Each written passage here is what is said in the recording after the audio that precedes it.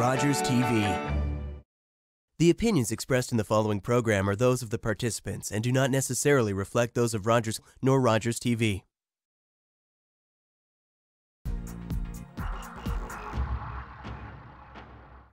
Hello everyone and welcome to Talk Politics. Our guest this week is Ajax Mayor Shaun Collier, who joins us via Zoom. Welcome to the show. Welcome back to the show, Mayor Collier. Always a pleasure to have you here. Thanks, Deborah. Always great to be here. If in spirit, if not in body. So as we continue to, I guess, watch these numbers increase, as we tape this the day before, you issued a statement. I guess we're all incredibly concerned about what has become the second wave. Yeah, it's really unfortunate. We've pretty much undone the last 6 months worth of work. And I hate to say I told you so, but when we did think back to Talk Politics ago, I think you were asking me about what I thought about the opening, and I said it's too fast. They've got to slow this down. You're going to undo all the hard work we've done, and that's exactly what's happened. The new projection models that came out yesterday are saying we're going to start seeing upwards of over 1,000 cases a day starting in the next couple of weeks. I was criticized by some as being a sky is falling kind of guy back at the start of this when I took it, and I've taken it very, very seriously. And some people are saying, why don't you listen to the others and don't worry about what your personal feelings are. And I responded and said, well, there's never been a global pandemic in the history of the world that hasn't had a second wave that's bigger than the first wave. And here we are again. So, maybe this is what it takes to get people to take this more seriously. Are we looking at another lockdown? There have been some health officials that have said definitely not, and that's not the way to go. Do you think it's the way to go? My personal feeling is absolutely that's the way to go. I'm absolutely dismayed every time I see one of these news reports come out right at the start of September. Within, I think, the first 8 days of September, the last report came out that said there was over 1,000 flights landed in Canada with COVID cases on them. Now, I thought these borders were supposed to be closed, and these are coming from places like Punta Cana and Cancun and vacation destinations. Newark, that's not a vacation destination, but that's kind of an epicenter. I mean, let's get serious. We've already incurred, the federal government's incurred about $1 trillion, dollars in deficit. If we'd done this right the first time and kind of squashed it up front, that bill would have been half the size potentially. Now we're going to have to do it again. It just doesn't make sense. It's short-term thinking, and I think we need to look longer term. It would have been better to spend another 3-4 weeks toughing it out and be done than have to do it all over again. When you look in some municipalities, some neighborhoods, there is evidence that people are not masking, definitely not social distancing. Are Ajax residents doing their part in that respect? Most are. Most of them are, and I thank them for that. Every message I put out. But unfortunately, I mean, we all watch the news and hear of these stories of these house parties. And just the other day, there was the anti-mask demonstration in Toronto, and that one bonehead, flaunting it and daring them to give him a ticket. I don't get it. They're saying, I think the numbers are 60% of the cases now are in people under 40. And I get it. If you're younger, you probably will survive. But that's not what we're worried about. We're worried about people like my parents, for instance, who are 78. I explained this to my kids. My son last week said, can he have a friend come over to study? Because, at university, I said, no, you can't have a friend come over to study. What don't you get about this? And it frustrates me. So for the most part, yes, people are doing their part, but this is such an aggressive virus that it doesn't take a lot. And if you think about it, you have one person over, and that person, you don't know what they've done. You don't know how many people they've been in contact with. You don't know if this kid's parents are working and where they work and if they're in healthcare, and it can go so exponential. You don't need a lot. You need one or two, and it can just really get going. And that's been proven time and time again. And as careful as some people are being, they still find themselves diagnosed as positive. Yeah, yeah. It's unavoidable, unfortunately. There's always going to be some. You have to go to the store. You have to shop. You have to do certain things. Um, and that's fine. It's the things you don't have to do. My daughter was asked by somebody to go babysitting, and no, no.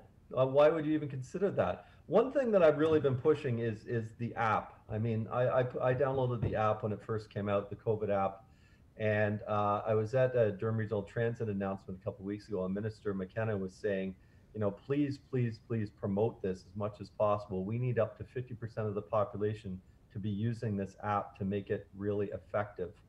It uses Bluetooth. It doesn't share any information. It's a free download. Everybody almost has a phone. It's just another tool that we can use to help. And so I am really pushing hard for people to do that as well. And that's in my messaging pretty constantly. Yeah, I use it as well, and I will admit the first time I got a notification that I haven't been into contact with anybody, you jump. Yeah. You see that notification, it's like, what? It's good news. So, yeah. How busy have your bylaw officers been? There's been a lot of talk in Toronto about the number of bylaw officers and whether or not they can keep up with reports or complaints. What's the situation like in Ajax? Well, they've been busy, but for different reasons. We haven't been, we've been taking the education approach. We've been, giving verbal warnings. We have not been issuing any tickets, but we have started. So for the first several months, we just took a soft approach. Now they're getting tickets. If you're parked in the wrong place down at the waterfront, if you have your barbecues out there, if you're getting a ticket. We've been nice about it for the first 4 or 5 months, and now if everybody's educated, they know they're not supposed to be doing it. So we're starting to get tougher on it now. As far as bylaw, we only have a certain number of staff, and they are spread out across the town. We can't be everywhere all the time. They are busy. I always want people just enjoy the properties, enjoy our town. But just those few that take it too far, yeah, we've had to get a bit tough on them. But it's good. Like I said before, as far as the masking, I mean, most people are doing it right. Most people are being respectful. Most people are distancing. I haven't heard about too many of the big parties in Ajax. Most of those I've heard have been in Toronto and Brampton and places like that. But it still happens, I'm sure. We just don't hear about them. I hope people really take this to heart this time. Let's also talk about the effect on businesses as this continues and the numbers go up. How is Ajax supporting businesses that, quite frankly, we're afraid of this second wave? They survived the first, but are highly doubtful that they'll survive a second wave. And that's all part of it as well. I mean, again, the under 40s, the people that are ignoring, aren't thinking past that. They're thinking about short-term personal enjoyment. They're not thinking about the businesses that may be affected if we have to go backwards in the phase 2 or maybe even in the phase 1 measures. And these businesses, many businesses have closed. We've been very proactive in reaching out to a lot of our businesses. What can we do to help? Putting them in touch with the right resources. The government package that was just approved a couple of days ago has extended measures for I think till next summer for some of these, but especially restaurants now. I mean, at least outside we had patios in the summers. Now there's nowhere to go. If you can't have indoors, they've got to close. And that's more people are going to be out of work. That's businesses are going to go under. That's going to be a lot of vacancies. in these plazas and everywhere. It's a real domino effect, and it's very, very serious. In other communities, I've noticed, I have friends that live in Kingston, and what they tell me is that a lot of these outdoor patios have gone out and bought the heating lamps, and they are trying to extend their patio season for as long as possible. Are you seeing that in Ajax? Yeah, our original patio permitting system was till I think the end of October, but I've told my staff, I mean, if somebody can make it that they can be open into December, let them. I mean, we need to look at it, we need to remove these restrictions. So that's my direction. I'll follow up on it again as we get closer. But if businesses are able to, restaurant businesses are able to still operate with heaters and other things, I don't have a problem with that. And we're going to do what we have to accommodate. Yeah. In fact, I've been told some businesses that have been trying to find those, outdoor heaters, you can't find them anywhere. They become so incredibly in demand. Yeah. It was like that at the start too. Things like swimming pools and were sold out very quickly. Now it's with the patio heaters. Obviously, I think maybe people didn't think this was going to go on this long, and so they didn't think to buy these heaters sooner. But yeah, that's just supply and demand. Now everybody wants them, so they're pretty hard to find. And I'm hearing things like toilet paper and paper towel are gone off the shelves again too. It's paper towel. I shake my head. I can find the TP. Online I can't find the paper towel.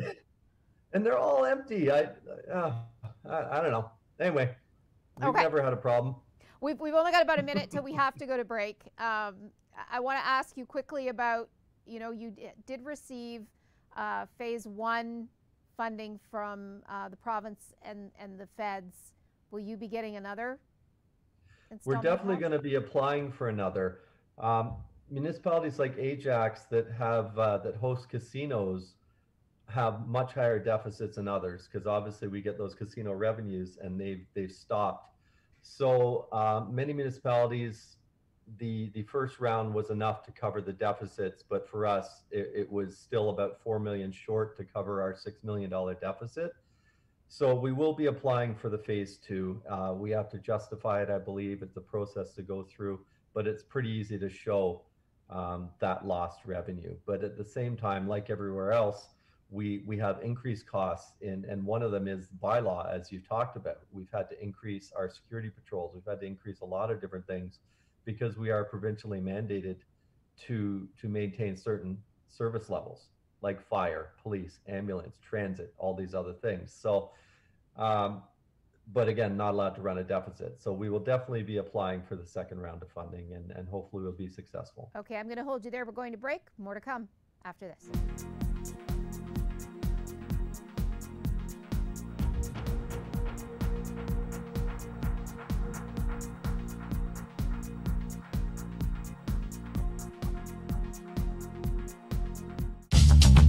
This program is brought to you by Ignite TV.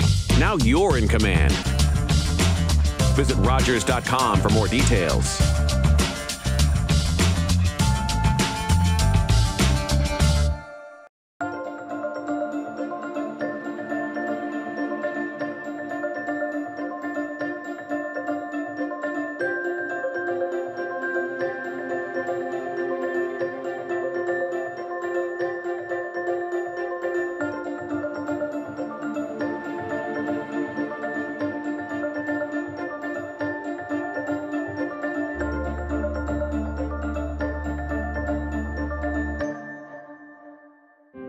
When you're online, Rogers TV on YouTube shares news and events from your community, like messages from local leaders, updates on the latest health news, local business presenting their new offerings, and how our local communities are working their way through these unprecedented times.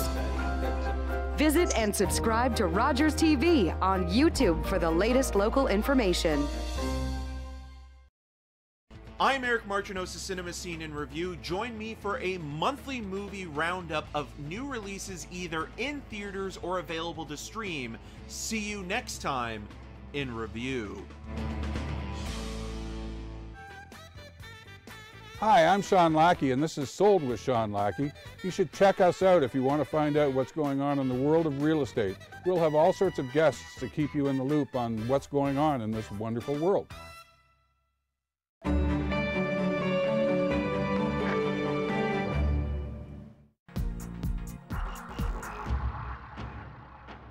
When we went to break, we were talking about how businesses have been struggling. Some will not survive this second wave. On the good news track, great news with Amazon deciding to come to Ajax and build a fulfillment center there, and a big fulfillment center. Yeah, that's a thousand. Well, you know, it's unfortunate that some businesses won't make it through this, but one of the things that we have to keep doing is focusing on our job creation and growing our commercial sector. So yeah, the Amazon announcement was something we've been working on for a while, and very, very important. I'm glad to see that come forward. I think that's just the first of many large announcements we'll be making over the next year or two, which is great because, you know, my platform is economic development, creating jobs, and that has a domino effect. So even if some businesses close, at least we're creating other opportunities for people to transition into. At the same time, growing that commercial is creating development charges that really help with us building our roads and everything else we need to do. And of course, those commercial property taxes are really what we need to take the pressure off the residential taxpayer. As I think I'd mentioned before, we've had a shrinking commercial sector, but our budget remains the same. So when the commercial sector goes down, the residential taxpayer has to make up that difference.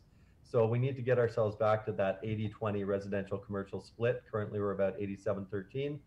And these Amazon announcements and the many others are how we're going to do that. So it was great news all around. Yeah, you must have been over the moon when you learned that Ajax was one of the chosen sites. What did they tell you that it was about Ajax that made you the successful bidder for their business?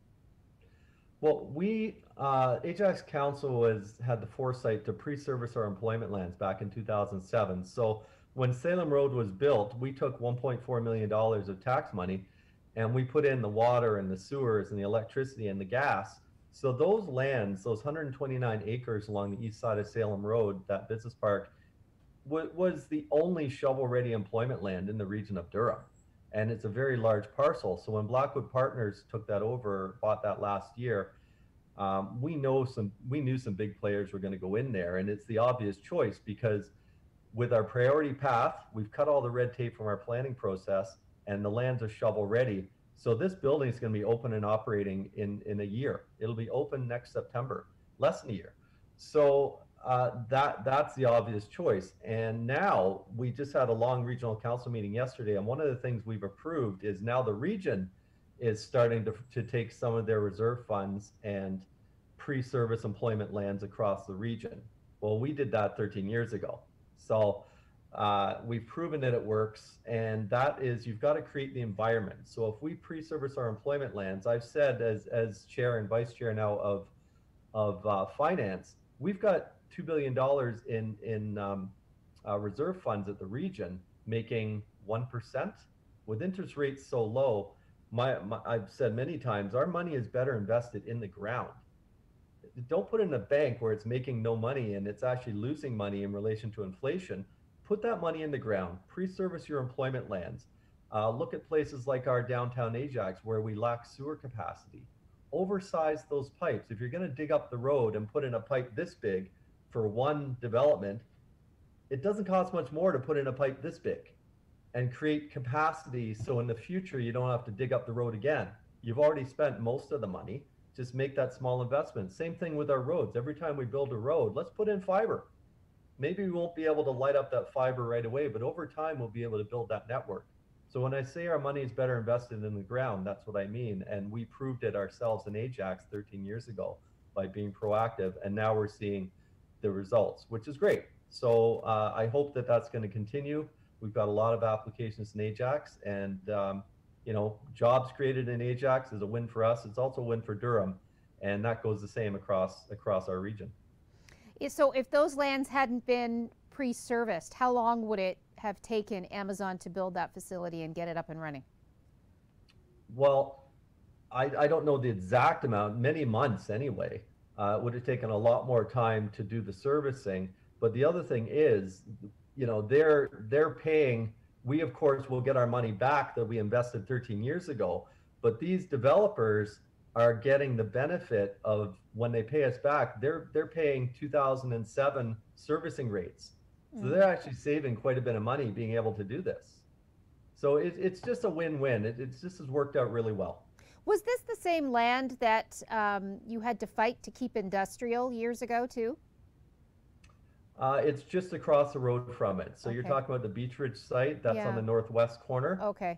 Yeah, we fought the OMB and won. Fought at the OMB and won on those lands. But this is similar, similar area. But no, these lands were always zoned employment, and it was the last major piece, and it just sold last year. Okay.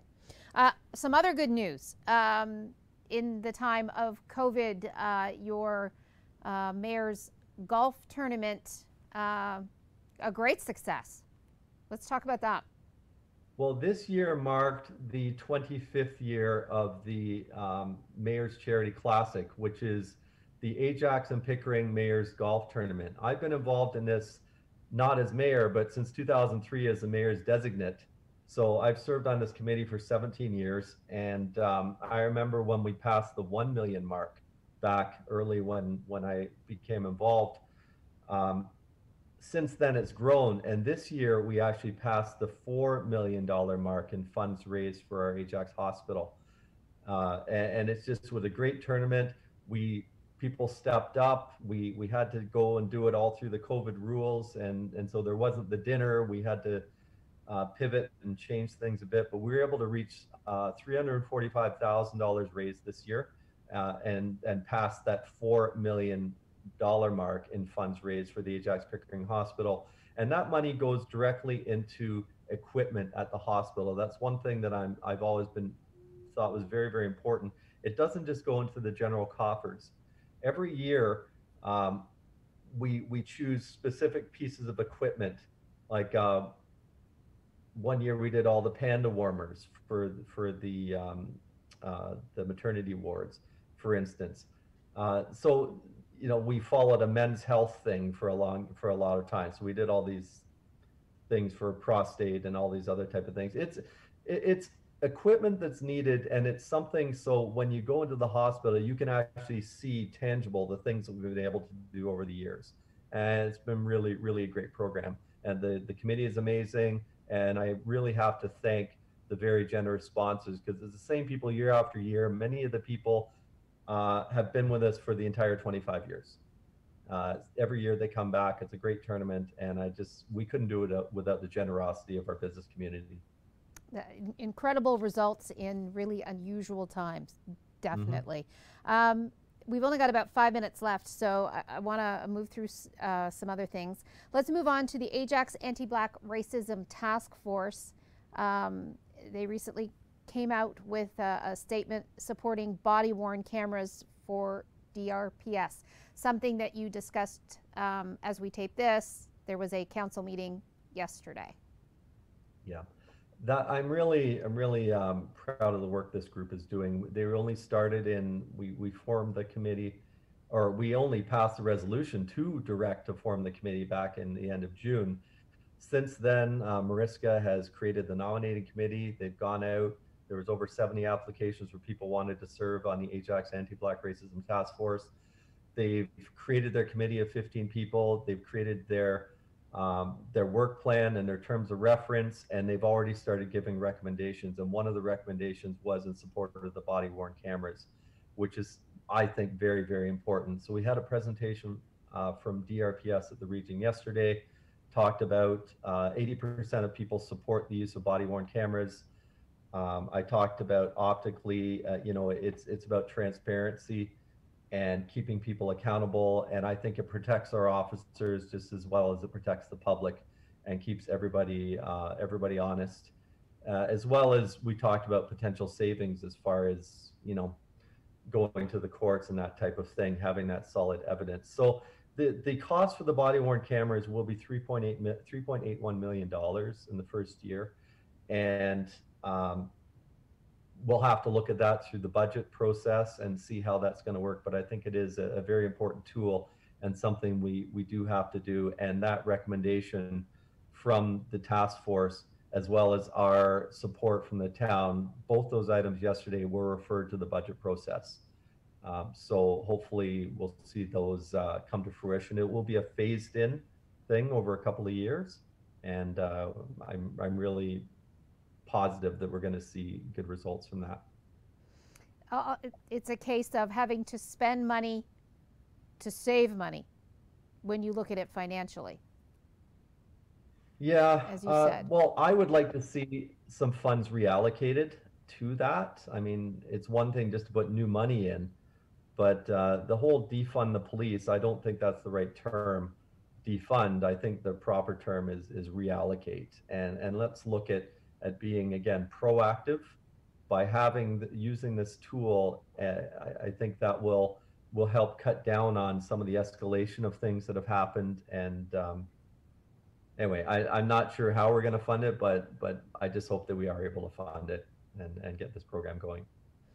Rapidly running out of time. You know, speaking of budget, the region's budget, the town's budget, all the hard work you did last year, COVID hit, and everything got thrown out the window. How difficult is it going to be to make your budget this year? Well, you're exactly right. The budgets did go right out the window. I mean, there were some things that, you know, some community events like Pumpkinville and things that we would have put on that we didn't spend the money on, but then we took that money and we gave some of it back out into the community to help support some of these groups that were coming to aid people that were, you know, very vulnerable and struggling due to COVID. As far as next year, I really sent a strong message to my team that if there's ever a year to have a 0% tax increase, this is the one. I don't know if we're going to be able to do that or not, because we do have those pressures. I guess a lot of it depends on whether we get that second round of relief funding approved or not. But we're gonna do our best to keep it as low as possible. I know the region, the guideline given is 2%. That doesn't mean it is going to be 2%. That's just the ceiling. So the worst case scenario will be 2%. Hopefully we can do better than that, but we won't know till the numbers come back. The budget is always, Mayor, I'm going to have to stop you there. We're almost out of time. Thanks for joining us. Thanks to our viewers. Until next time, stay safe. Thanks, Deborah. Have a great day.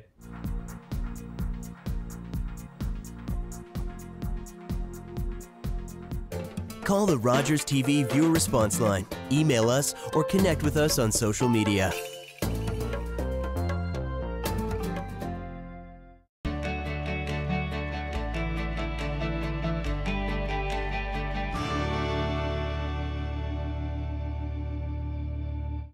What do I like? I like open fires, moonlit nights, chatty letters, rainy days. I like daydreaming. I love this colorful little island of ruby, emerald, and sapphire. Yet often my dark moods come. I'm possessed body and soul by this depression. They say women shouldn't write. Some days I almost give up. But I cannot contain my imagination. I made Anne real. I gave her my love of nature, my love of books, and my childhood dreams. My greatest happiness would be to climb the alpine path and write upon it a woman's humble name. Lucy Maud Montgomery battled depression, rejection, and sexism to become known around the world for Anne of Green Gables and 19 other novels. At St. John Ambulance, we're all about community. We teach life-saving skills and provide community support through our volunteer services. All St.